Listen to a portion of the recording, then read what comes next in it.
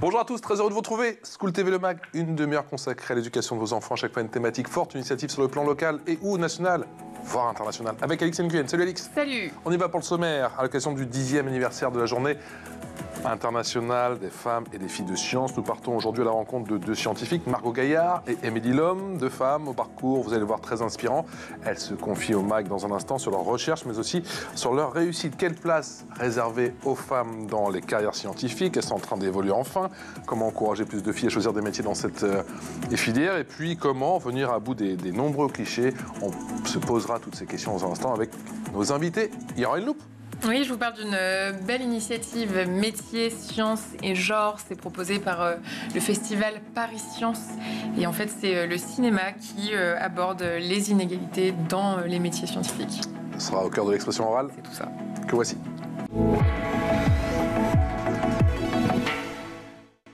Et je vous présente mes invités via Skype. Bonjour Émilie Lhomme. Merci d'avoir accepté notre invitation.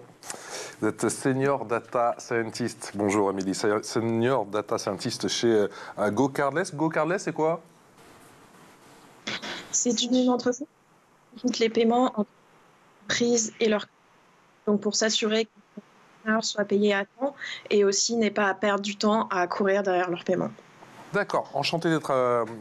merci encore d'avoir accepté notre invitation. On est également avec Margot Gaillard. Bonjour Margot, doctorante Bonjour. à l'Université de technologie de Troyes, l'UTT. Mesdames, on commence avec vous, Margot. Quel écho pour cette journée internationale des femmes et filles de sciences, 10e édition, je le rappelle.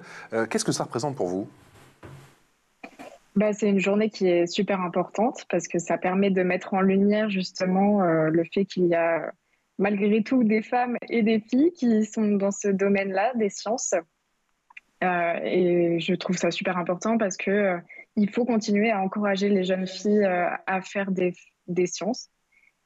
Parce que il y a plein d'a priori, il y a plein de choses comme ça qui pourraient les dissuader de faire de travailler dans ce domaine. Et donc c'est super important. À l'entourage, pas mal d'obstacles, on va en parler dans un instant. Et c'est vrai qu'on a fait plusieurs émissions avec Alix et qui relatent à chaque fois les difficultés et ces jeunes femmes qui parfois abandonnent trop vite ces filières scientifiques. Quel écho pour cette journée pour vous, Émilie, cette journée des femmes et filles de sciences? Alors pour moi, je dirais que dans ma carrière, une chose qui a fait une grosse différence, c'est à partir du moment où j'ai eu des exemples de femmes dans des métiers similaires et des exemples de femmes qui avaient du succès dans leur carrière. Et du coup, ça m'a fait réfléchir au fait que c'est important de montrer des exemples pour encourager les filles. Qui vous a inspiré justement? Quelle femme vous a inspiré et à quel moment? Alors, par exemple, assez tôt dans ma carrière, j'ai eu une manager qui a énormément évolué jusqu'à devenir directrice de la data dans un grand groupe. Et étant quelqu'un que je connais personnellement et dont j'ai expérimenté personnellement le style de leadership, j'ai vraiment vu de près comment ça pouvait être et ça m'a beaucoup inspirée. En particulier, c'est une femme qui gère une équipe pratiquement entièrement d'hommes, vu que ce sont des ingénieurs en informatique. Et voilà, découvrir son style de leadership et la variété qu'il peut y avoir dans la manière d'aborder une gestion d'équipe. Pour ceux qui ne savent pas, ça consiste en quoi d'être senior data scientist aujourd'hui? Alors, mon travail, c'est d'utiliser des données pour créer des modèles mathématiques et des modèles de machine learning pour simuler des comportements. Donc, par exemple, en particulier chez GoCardless, on va simuler des comportements de payeurs, modéliser des comportements de payeurs pour, par exemple, être capable de prédire à l'avance quand un paiement va échouer ou être capable d'identifier les payeurs qui sont en réalité frauduleux. Quel est votre métier? Alors, métier pas encore, du coup, Margot, puisque vous êtes effectivement toujours à l'université, vous êtes doctorante, mais quelle est l'essence de vos recherches, s'il vous plaît? Alors, le doctorat, ça consiste en fait, c'est un contrat de 3 ans pendant lequel on nous donne une mission. C'est de répondre à un sujet. Donc, mon sujet, c'est de travailler sur le développement d'une encre à codage intégré pour la protection des biens précieux. Et donc, je dois répondre à ce sujet-là pendant 3 ans. Donc, au début... Je lève la main comme en classe. C'est quoi une encre, s'il vous plaît? Ah, une encre. C'est une encre, voilà, une encre plutôt de stylo, mais invisible, j'imagine. C'est ça, une encre de stylo, mais invisible, parce que du coup, je travaille dans un laboratoire qui s'appelle le L2N, donc Lumière, Nanomatériaux et Nanotechnologie. Et c'est un laboratoire qui est au sein de l'UTT et dans lequel on travaille sur les nanotechnologies. Donc, nanotechnologie, c'est tout ce qui est infiniment petit. Donc, je travaille avec des nanoparticules, des nanoparticules fluorescentes, métalliques, mais aussi des brins d'ADN. Donc tout ça, c'est très petit et l'idée, c'est d'incorporer dans l'encre ces nouveaux matériaux, ces nanomatériaux, pour rajouter une sécurité, un niveau de sécurité à l'encre et pour éviter qu'elle soit copiée et qu'elle soit vite, enfin qu'on puisse découvrir rapidement les informations dedans. L'idée, c'est de protéger au maximum les œuvres qui ont un intérêt culturel ou monétaire. Alors justement, en quoi cela pourrait changer la donne concernant la contrefaçon? Actuellement, l'encre qui est utilisée, c'est simplement un stylo bic, donc un marqueur bic noir. Et donc, on inscrit un numéro au marqueur sur les œuvres d'art. Donc, c'est le seul marquage qui permet de, soi-disant, sécuriser l'œuvre. Donc, c'est pas très sécurisant. Et donc, l'idée, c'est de venir poser sur les objets une encre qui contient un niveau de sécurité particulier avec des nanoparticules, des brins d'ADN, etc., synthétiques. Et tout cela pour apporter de l'information directement sur l'objet et pour que l'on puisse rapidement savoir d'où vient l'objet, où est-ce qu'il a été trouvé, dans quel musée il est conservé, par exemple. Donc, on pourrait retrouver ces informations directement sur l'objet. Il y a tout l'ADN, effectivement, qui serait dans cette encre. Émilie, j'ai lu qu'un jour, un professeur vous a dit que les femmes gâchent des places en école d'ingénieur. Comment est-ce que vous avez réagi ? Honnêtement, j'étais plutôt dans un état de choc absolu. Il faut savoir que le contexte, c'était un oral d'entrée en école d'ingénieur. Donc c'est vrai que se faire entendre dire ça, c'était extrêmement surprenant et extrêmement injuste. Après, je me souviens pas de ce que j'ai répondu. Je sais que j'ai gardé mon calme, mais c'est vrai que je suis sortie de là en me disant je comprends même pas s'il était sérieux. Ça me paraît tellement invraisemblable. Est-ce qu'on se sent rapidement seul quand on évolue dans les filières scientifiques, Émilie ? Seule, j'irai pas jusque-là. Après, c'est vrai que c'est appréciable d'avoir d'autres femmes dans l'équipe. Je m'en rends compte d'autant plus maintenant que pour la première fois de ma carrière, je suis dans une équipe à parité. Mais seule, pas quand même. Ouais. Margot, on se sent, même question, on se sent rapidement seul quand on évolue, effectivement, qu'on se dit, dès toute petite, je crois que c'est votre cas, que, eh bien, on va choisir une carrière et des filières scientifiques. Je vous avoue que je ne me suis pas trop posé la question de voir si je me sentais seule ou pas. Je marche un petit peu au coup de cœur, donc l'intérêt, c'était pour moi de choisir ce qui me plaisait. Donc c'est pour ça que j'ai choisi les sciences. Mais non, je ne me suis pas sentie particulièrement seule parce qu'à chaque fois, je me suis trouvé quand même des copines dans chacune de mes années d'études, que ce soit à l'IUT ou alors à l'UTT. Donc, et même encore maintenant, en tant que doctorante, il y a quasiment la moitié des doctorantes au labo qui sont des filles. Donc, je ne me suis jamais vraiment sentie seule et je trouve ça bien parce que de ce que j'entends, ça veut dire qu'il y a eu une belle évolution. Donc, il faut que ça continue dans ce sens. Et Émilie, vous avez choisi d'exercer à l'international. Est-ce que vous notez des différences entre la France et le Royaume-Uni en matière d'accès des femmes aux carrières scientifiques ? Alors, au Royaume-Uni, pour être du côté des recrutements, c'est vrai que je note qu'il y a quand même plus d'efforts qui est fait pour aller chercher des profils féminins. C'est difficile de les trouver, honnête. Et puis, mon expérience dans l'entreprise a été aussi que j'ai été confrontée généralement à moins de sexisme dans les équipes comparé à la France. Margot, qu'en est-il, pardon, les hommes avec qui vous travaillez peuvent parfois faire preuve de sexisme? Bah, malheureusement, ça existe et je pense que ça continuera d'exister. Après, à l'UTT, en tout cas, on essaye de mettre des choses en place pour justement éviter cela. Il y a une plateforme qui a été mise à disposition de tout le monde, que ce soit des étudiants, des doctorants ou des personnels de l'UTT, sur lequel on peut dénoncer et avoir un soutien et quelqu'un à qui parler au sein de l'UTT qui est justement là pour nous aider en cas de besoin. Mais oui, malheureusement, le sexisme existe toujours. Émilie, comment avez-vous été soutenue, si je puis dire, pendant tout votre parcours? Effectivement, Alix rappelait ce triste épisode au moment effectivement où c'était passé pour je crois, un oral de classe préparatoire, c'est ça? Comment vous avez été soutenue? Est-ce que vous avez bénéficié, vous, d'un univers familial, peut-être, qui vous a éveillé à l'importance des sciences? Oui, absolument. Je dirais que dès mon plus jeune âge, mes parents ont vraiment encouragé la curiosité scientifique et le fait d'avoir des bonnes notes à l'école. Et ils m'ont jamais laissé sentir que parce que j'étais une fille, pour une raison ou une autre, je serais moins capable à l'école et en particulier en maths. C'est aussi votre cas, Margot? Je suis désolée, j'ai pas le retour d'Émilie. J'étais justement en train d'écrire un... Scientifique, est-ce que vos parents sont des chercheurs ou est-ce que vous avez des personnes de votre famille ou dans votre entourage justement qui étaient chercheurs ou qui étaient scientifiques? Est-ce que ça vous a peut-être donné aussi le goût des sciences? Ouais, ça m'a aidé. Mon papa est ingénieur et justement, le voir travailler, je pense que ça m'a beaucoup inspirée.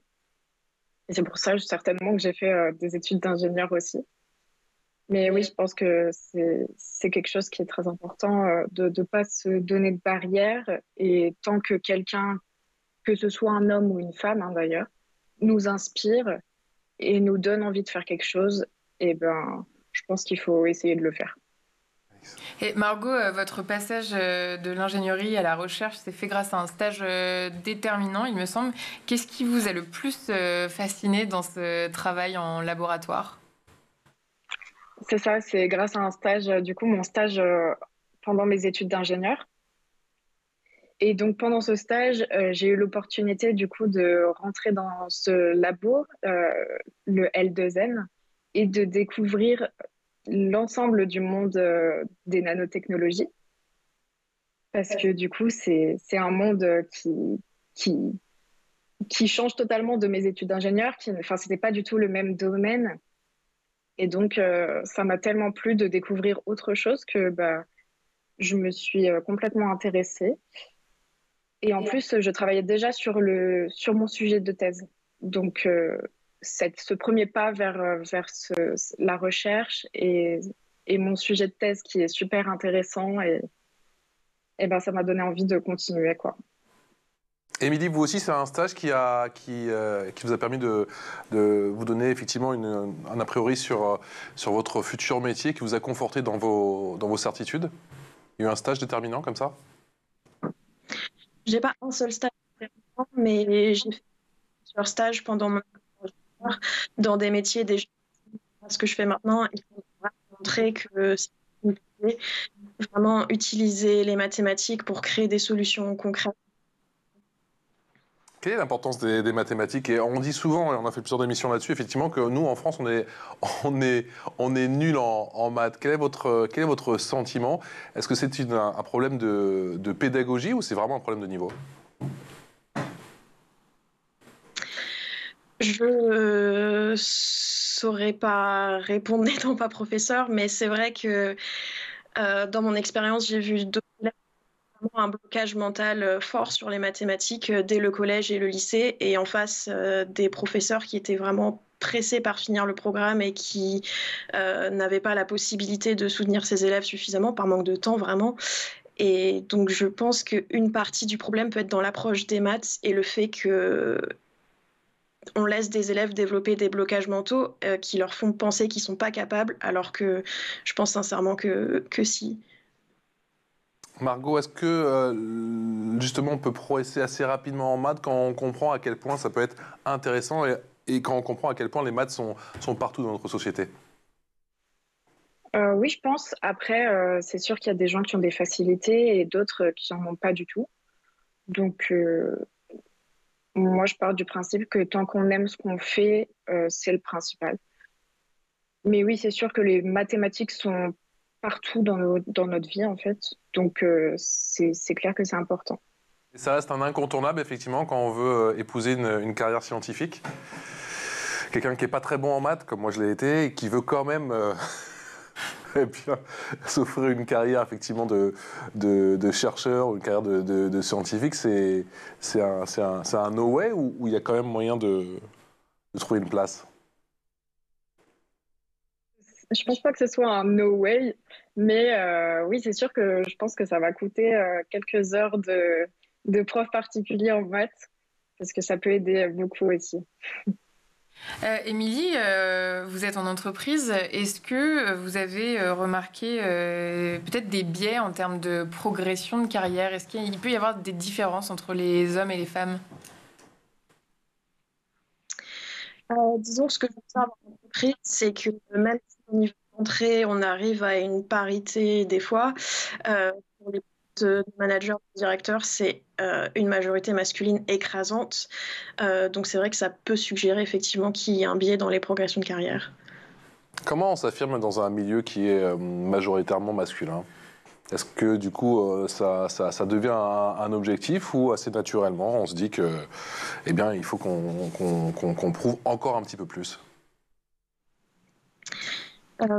J'essaye d'éviter de me poser la question, de ne pas me dire moi la femme contre eux des hommes, juste de me concentrer sur les compétences respectives. Et qu'en est-il, vous, Margot? Vous arrivez à vous imposer? On vous écoute? Ben, j'essaye. Mais oui, oui, oui. Enfin, en tout cas, au sein de l'UTT, je me sens pas particulièrement mise à l'écart. C'est sûr qu'au niveau des personnels permanents, donc des professeurs et des enseignants-chercheurs, il y a très peu de femmes. Je crois qu'il y en a, on peut les compter sur les doigts d'une main. Mais c'est sûr que les hommes qui sont là nous encouragent énormément aussi. Et je pense qu'ils savent très bien l'enjeu de justement encourager les femmes à continuer dans cette voie et à réussir nos doctorats. Margot, Émilie, vous restez avec nous, c'est l'heure de la loupe. La loupe, c'est avec Alix. Et Alix, tu nous dis aujourd'hui que le cinéma peut être un puissant levier pour interroger les inégalités dans les métiers scientifiques. Ouais, c'est en tout cas tout l'enjeu de l'initiative Métiers, Sciences et Genres portée par le festival Paris Science. Chaque année, le festival invite le public à découvrir le meilleur de la production de documentaires scientifiques. Il propose aussi des temps d'échange, des débats et des initiatives éducatives pour interroger notre rapport à la science et à ceux qui la font. Parmi ces initiatives, Métiers, Sciences et Genres se distingue en mettant en lumière l'enjeu autour de la place des femmes dans la recherche et les carrières scientifiques. L'objectif est d'offrir aux élèves des clés pour comprendre les stéréotypes de genre qui persistent dans ces métiers et leur donner des modèles inspirants. Ce projet s'articule en 2 temps. D'abord, des visionnages en classe, des extraits de documentaires et de courts-métrages sélectionnés pour aborder les problématiques d'égalité dans les sciences, puis un échange en ligne avec des chercheuses qui partagent leur parcours, leurs défis et leurs choix d'orientation avec les élèves. On écoute Romain Equet. Pour nous, c'est hyper important que les femmes scientifiques soient représentées dans les films qu'on montre aux élèves, mais qu'elles soient aussi présentes lors des échanges qui suivent chacune des projections. Il y a maintenant 5 ans, on a créé une séance spéciale qui s'appelle Métiers, Sciences et Genres, qui a lieu en ligne pour être accessible au maximum d'élèves de toute la France. Et donc, on invite une ou plusieurs scientifiques à venir rencontrer les collégiens, collégiennes et lycéens, lycéennes pour leur parler de leur métier, leur transmettre un petit peu le goût de la recherche et leur expliquer pourquoi est-ce que les femmes sont sous-représentées dans les métiers de la recherche, justement, et pourquoi est-ce que c'est important que cette tendance s'inverse. Et donc, le but, c'est vraiment de de faire prendre conscience aux élèves que toutes et tous sont légitimes à poursuivre des carrières scientifiques. Margot, Émilie, on commence par vous. Margot, est-ce que vous participez à des initiatives pour encourager les jeunes filles à s'orienter vers les sciences ? J'essaye autant que je peux parce que la thèse, c'est quelque chose qui est très prenant. Mais je participe j'ai fait une formation qui s'appelle l'Expérimentarium, qui est en fait une petite formation d'une semaine pendant laquelle on apprend à vulgariser notre sujet de thèse, donc à destination d'enfants de niveau CM2, 6e à peu près. Et donc, c'était super intéressant parce que ça m'a permis justement de réfléchir à comment expliquer mon sujet avec des termes qui passent finalement pour ces enfants-là. Et du coup, à la fin de la semaine de formation, on a eu une première expérience avec 2 classes de CM2 qui étaient venues justement, et on a pu tous ensemble, du coup, parce qu'on était plusieurs, leur expliquer nos sujets de thèse. C'était super intéressant. Donc, il y avait bien sûr des petites filles et des petits garçons. Et d'ailleurs, les petites filles étaient souvent plus intéressées que les garçons. C'était quoi les questions ? Souvent, c'était est-ce que ça va abîmer l'objet, l'encre GG comme ça, parce qu'il ne faut pas l'abîmer. Après, il y a eu des questions un peu de toutes les couleurs, j'ai envie de dire, parce que des fois, les enfants de CM2 sont un peu imaginatifs. C'est quoi la soirée des jeunes physiciennes ? Alors, ça, c'est une soirée que j'organise donc en fin d'année scolaire, au mois de juillet. En fait, c'est lors de l'occasion du congrès général de la Société française de physique qui aura lieu à l'UTT. Et donc, en fait, c'est une soirée qui est destinée aux jeunes, donc aux nouveaux chercheurs, aux jeunes chercheuses, et donc qui va nous permettre de briser la glace et de se rencontrer tous ensemble pendant cette conférence. Et donc, ce qu'on a choisi de faire comme activité pendant cette soirée, ça sera un Cluedo géant sur le thème des sciences. Et je pense que ça va amuser beaucoup les gens et permettre de briser la glace et de tous nous rassembler. Émilie, est-ce que vous participez, vous, à des événements comme ça ? Est-ce que vous faites la promotion de certaines initiatives comme celle-ci ? Alors, j'ai pas le logo, donc je peux. C'est pas de quelles initiatives il est question.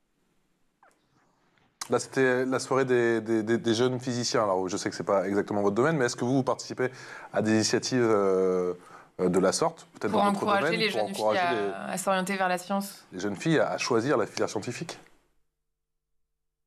Alors, en général, ça s'adresse plus à des gens qui sont déjà dans l'industrie qu'à des étudiants, mais effectivement, j'ai participé à des conférences, par exemple un cycle de conférences qui s'appelle Women in Data, donc les femmes dans la science des données, où j'ai parlé de ma carrière et de mes projets pour montrer que c'était des choses qui pouvaient être intéressantes pour elles.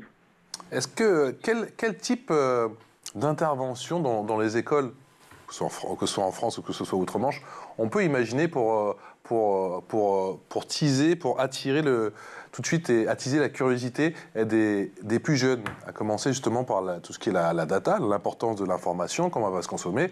Je ne parle même pas, bien sûr, de l'IA après. Je pense que ça serait intéressant d'avoir des gens du métier qui montrent vraiment les applications concrètes et que les maths et les data, c'est pas juste des chiffres très abstraits et des chiffres très abstraits et qui vraiment amènent de la confusion, mais on peut aussi en tirer des décisions concrètes. Pour toutes nos actions du quotidien. Alix. Margot, comme Émilie, vous pensez qu'il s'agit surtout de rendre ces carrières les plus concrètes possibles aux yeux des enfants ? Il faut aller dans les écoles, leur parler des métiers ? Ah oui, clairement. Leur parler des métiers et venir avec des photos, des petites expériences, plein de choses qui sont très parlantes pour eux. Parce que je pense que les sciences, c'est quelque chose qui est assez abstrait pour les enfants. Enfin, les sciences dures, je veux dire. Enfin, Par exemple, pour ma thèse, je peux pas arriver avec des mots et juste leur expliquer ce que je fais. C'est beaucoup mieux de venir avec des photos, des petites expériences, un morceau de poterie avec de l'encre. Enfin, c'est ce qui leur met des étoiles dans les yeux. C'est ça le secret, Émilie Émilie Lhomme, c'est de montrer aux plus jeunes, que ce soit les petites filles ou les petits garçons, que la science, non seulement c'est intéressant, non seulement c'est important, mais ça peut être aussi ludique. Oui, absolument. Honnêtement, c'est des métiers où on s'amuse un peu quand même, pour être honnête. Ouais, bah écoutez, merci en tout cas à toutes les deux. Merci de nous d'avoir témoigné aujourd'hui dans School TV, le MAC, pour cette journée ô combien importante, 10e édition. Merci à vous, Margot Gaillard. Merci à vous, Émilie Lhomme. On vous souhaite eh bien, de venir très rapidement venir nous voir en plateau, puisque je sais que vous êtes du côté de Londres, ma chère Émilie, et Margot, vous êtes du côté de Troyes. N'hésitez pas à venir nous voir, et pourquoi pas avec d'autres jeunes scientifiques pour nous parler effectivement de l'avancée de vos recherches, de l'avancée de tous vos programmes. Merci encore. Alice, on se retrouve demain. À demain. Pour de nouvelles aventures. Merci de votre fidélité à School TV, le MAG. Excellente journée en notre compagnie.